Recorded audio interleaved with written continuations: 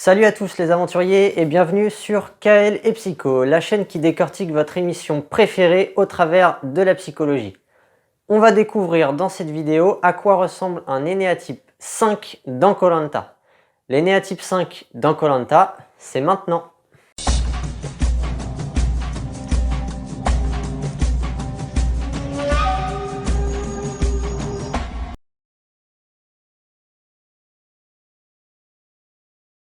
Le 5 a le centre mental préféré vers l'extérieur. Il a besoin de comprendre le monde qui l'entoure en accumulant beaucoup d'informations. La problématique du centre mental préféré, c'est la peur. Chez le 5, ça va être la peur de ne pas en savoir assez, peur de l'ignorance en fait. Et pour pallier à ça, il va accumuler sans cesse de nouvelles informations de plus en plus précises. Le 5 va aussi avoir peur de tout ce qui est imprévisible et qui va perturber le fonctionnement de son centre mental. Il a donc peur de son monde intérieur et de ses émotions. Idéalement, un 5 aimerait tout savoir. Sauf que c'est impossible. On vit dans un monde où on a atteint un savoir extrêmement large et où c'est impossible de tout connaître. De fait, le 5 va souvent se spécialiser dans un domaine qu'il va étudier en profondeur pour devenir un expert sur le sujet. L'orientation du 5, c'est la connaissance et la précision. Pour atteindre cette orientation, le 5 va chercher à éviter le vide intérieur. C'est ce besoin d'en savoir toujours plus pour pallier au vide créé par l'incompréhension de son monde intérieur et de ses émotions. Sa compulsion, c'est l'évitement du vide intérieur.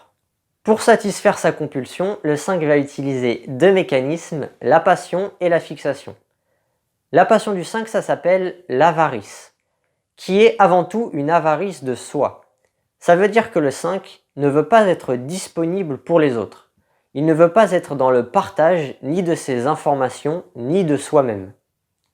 Cette passion d'avarice va pousser le 5 à vouloir s'isoler, que ce soit physiquement en s'éloignant des autres, ou juste psychologiquement en étant présent mais en s'évadant par la pensée. La fixation du 5, c'est le détachement. Le fait d'aimer être en position d'observateur et de pas beaucoup s'impliquer dans le monde avec les autres. Ça donne aussi au 5 une envie de prendre du recul et il va sans dire qu'un 5 aime réfléchir avant d'agir. On récapitule les mécanismes égotiques du 5. La passion, c'est l'avarice.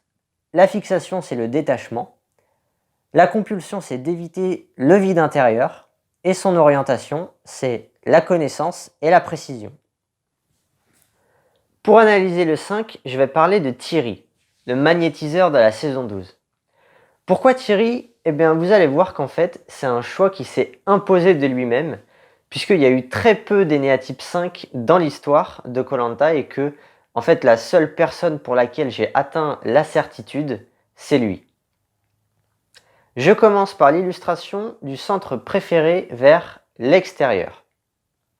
Le goût pour la connaissance amène le 5 à utiliser son centre mental pour analyser les choses. Il aime réfléchir avant d'agir et Thierry nous dit « Je suis un fonceur, mais un fonceur calculé. J'ouvre les yeux avant et puis je pars après. » La direction vers l'extérieur amène le 5 aussi à comprendre le monde. Et c'est tout naturellement que Thierry nous dit dans l'épisode 6 qu'il analyse toujours les choses. Le mot « toujours » nous indique bien que le centre mental est surutilisé chez Thierry. Un autre exemple, c'est le fait qu'il adore la logique. Puisque la logique, elle découle d'un raisonnement, et le 5 est friand de ce mode de fonctionnement-là. Et Thierry mentionne plusieurs fois la logique pour expliquer ses votes et ses choix dans l'aventure. Maintenant, on passe à l'orientation. Thierry nous dit dans son portrait « J'arriverai pas à toutes les définir, mais je suis plein de qualités. » Ici, c'est le début de la phrase qui importe. Le « j'arriverai pas à toutes les définir ». En disant ça, on voit bien qu'il est attiré par la précision. Autre moment où le désir d'être précis est ressorti, c'est quand il réunit tout le monde sur le camp et il va demander « Comment est-ce qu'on devrait se comporter pour les 14 jours à venir ?» Il a dit le nombre exact de jours qu'il restait à faire. Enfin, il y a aussi un épisode où en discutant avec Bernard, il lui demande Je me trompe ou pas? Cette phrase, elle montre qu'il essaye de comprendre et de savoir ce qui se trame dans l'aventure. En ce qui concerne la compulsion du vide intérieur, on peut penser que pour Thierry, un de ses domaines de spécialité, c'est la méditation. Il se remplit d'informations à ce propos, et dans son portrait, à un moment, on le voit dans une salle de sport en faisant du vélo, et il lit un livre, même à ce moment-là, il lit un livre sur la méditation. Aussi, le 5, il évite le vide intérieur en créant de la prévisibilité. Il adore prévoir. Et Thierry, il était saoulé de Phil, qui n'était pas fiable du tout. Et Phil, il énervait Thierry par son comportement qui défiait tout calcul. On ne pouvait pas prévoir ce qu'il allait faire en fait. Aussi, un autre exemple, c'est le fait que le 5, en se désintéressant de son monde intérieur, c'est-à-dire de ses émotions, de tout ce que ça génère, il va créer lui-même le vide à l'intérieur de lui. Et c'est pour le combler qu'il utilise son centre mental pour accumuler des informations. Ces connaissances, elles sont neutres émotionnellement parlant, et en fait c'est exactement ça que recherche le 5 pour ne pas se sentir perturbé. Et Thierry, c'est vrai qu'il observait beaucoup, y compris pour comprendre ce qui se passait dans l'équipe adverse pendant les brefs moments d'entrevue qu'il y a aux épreuves. Allez, la passion d'avarice maintenant. Thierry, il aime beaucoup la méditation. Ça permet notamment de s'isoler, ce qui est très agréable pour un 5. Et pendant ce temps-là, en fait, il est loin des autres physiquement et cérébralement aussi, d'ailleurs, en ce qui concerne la méditation. L'avarice, ça pousse le 5 à ne pas se montrer et se dévoiler. Il est dans la retenue à propos de lui et à propos de ce qu'il connaît. Et c'est pour ça que le domaine des relations sociales, c'est quelque chose de difficile pour un 5. Son ego, il n'est pas confortable dans un environnement qui alimente son monde intérieur autrement que par du savoir. Et en ce qui concerne Thierry, dans son portrait, sa femme dit carrément de lui « Je pense que je ne connais pas le vrai Thierry. Il ne montre pas vraiment qui il est. » Un dernier exemple, c'est au conseil de l'épisode 5. Denis demande à Thierry s'il a l'esprit vif, et Thierry va répliquer « Pour certaines choses, oui. Maintenant, on va pas tout dévoiler non plus. » Il ne veut pas en dire plus. L'avarice, c'est aussi une avarice d'information. Le 5, en expliquant ce qu'il sait, il aurait l'impression de recréer le vide intérieur chez lui. Donc pour l'éviter, il ne va pas divulguer tout ce qu'il sait. Pour illustrer ensuite la fixation, qui est la fixation de détachement, il nous montre qu'il a ce besoin de se poser en observateur du monde en disant « Je suis toujours un peu en retrait en général dans tout ». Denis dit d'ailleurs de Thierry que c'est la force tranquille, et ses coéquipiers s'en sont bien évidemment rendus compte aussi. Thierry, c'est la sagesse, soulignait Namadia, et Anthony nous dit qu'il apporte le calme, qu'il est posé. Ce détachement, associé à la passion pour la méditation, du coup, chez Thierry, ça fait aussi dire à Denis que Thierry est un brin mystique. Voilà pour des exemples de fixation. On passe maintenant à la variante. L'explication de sa variante, Thierry c'est un 5 alpha je pense, qui a le centre émotionnel en support. Déjà, il a tendance à s'excuser dans ses justificatifs de vote. Par exemple quand il dit « Mélanie, je suis désolé de te sortir ce soir », mais il s'est excusé à plusieurs votes. Et assez généralement, il semble humain, même si en tant que 5, bien sûr, il y a une certaine non-émotivité à l'intérieur de lui. Quand il est déçu ou qu'il est content, il est détaché de ses émotions. Il a du mal à les montrer, mais il n'est pas froid non plus avec les autres. Il fait passer des émotions. Donc je pense que Thierry a le centre émotionnel en support, et du coup le centre instinctif serait réprimé. Pour terminer, Thierry me semble avoir l'instinct social blessé, ce qui pour le 5 donne le sous-type qui s'appelle jargon. C'est quelqu'un qui se veut sociable, mais en évitant le vide intérieur. Pour ça, le 5 peut avoir recours à un langage élaboré. Il utilise son vocabulaire souvent très riche puisqu'il se documente beaucoup pour augmenter ses connaissances. Et le fait d'avoir un phrasé compliqué, ça permet au 5 de ne pas être compris facilement par les autres.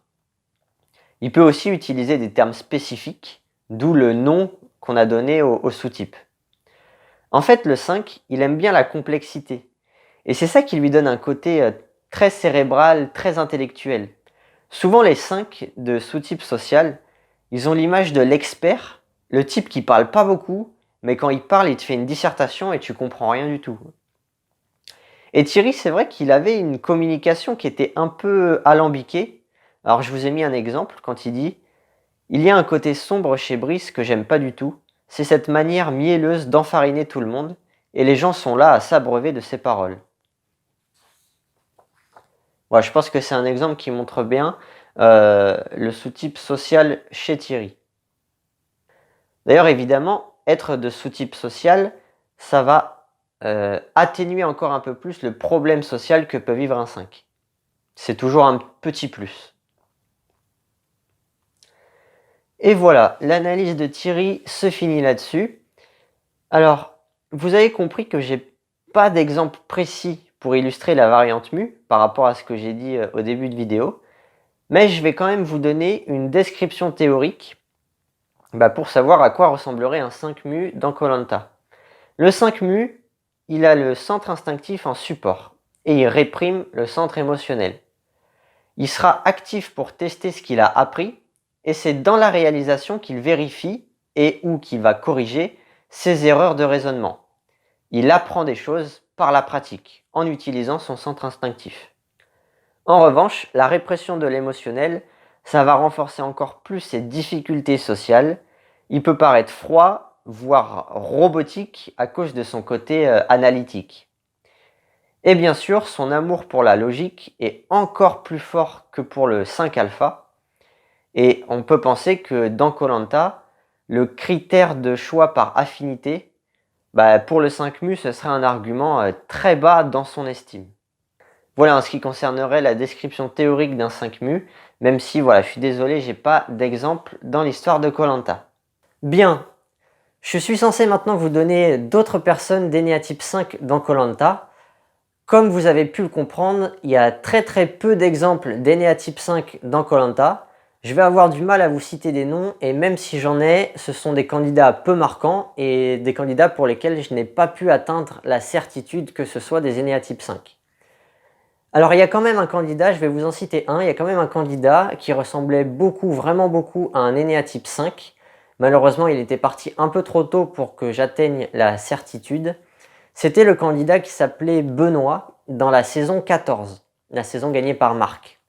Voilà, pour ma part, j'ai pas vraiment d'autres noms, j'ai pas repéré d'autres candidats qui seraient d'Enéatype 5 dans l'émission. Si jamais vous connaissez bien l'énéagramme et que vous connaissez bien koh Lanta, eh bien dites-moi dans les commentaires si vous avez trouvé d'autres candidats qui seraient, à votre avis, d'Enéatype 5. Voilà, la vidéo est maintenant terminée. Je vous remercie beaucoup de m'avoir écouté. Vous pouvez maintenant laisser un commentaire, mettre un pouce bleu et vous abonner à la chaîne. J'espère quant à moi vous revoir très vite pour mes prochaines vidéos. Allez, je vous dis à plus. Matane!